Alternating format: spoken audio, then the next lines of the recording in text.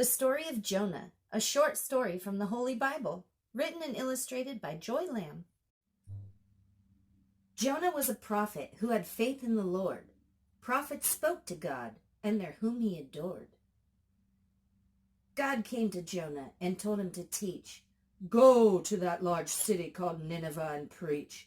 It shall be destroyed if they don't change their wicked ways. You must go there now and tell them they have 40 days. Jonah thought to himself, if I don't tell them, my people shall be free. Their lives are more precious than the fate of me.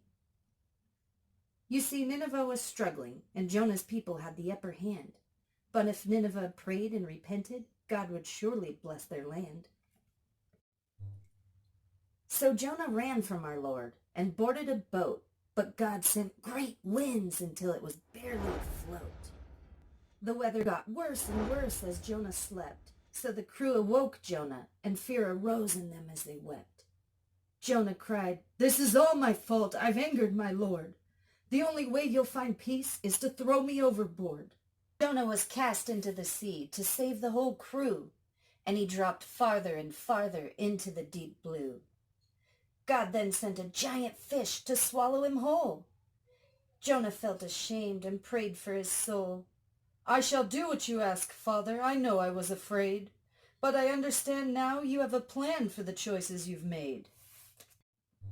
Jonah spent 3 days and nights in the belly of a fish. Then God had it spit him up at his will, at his wish. It spit him up in front of others, right on dry land. Then Jonah immediately yelled, "Your destruction's at hand!" Jonah didn't stick around to teach much at all. Instead, he made a hut right outside their city wall. He waited to see if that great city would last, but the people prayed and repented. Even their king would fast. It was hot while Jonah waited, so God sent a plant for shade. Then when Jonah really needed it, a worm ate the plant God made. Jonah fainted from heat and was upset the worm ate it. He grumbled, complained, and threw a little fit. God asked him, "Does it do you any good to be mad? You didn't even grow this plant. What good does it do you to be sad? These are my children, thousands who just could not see.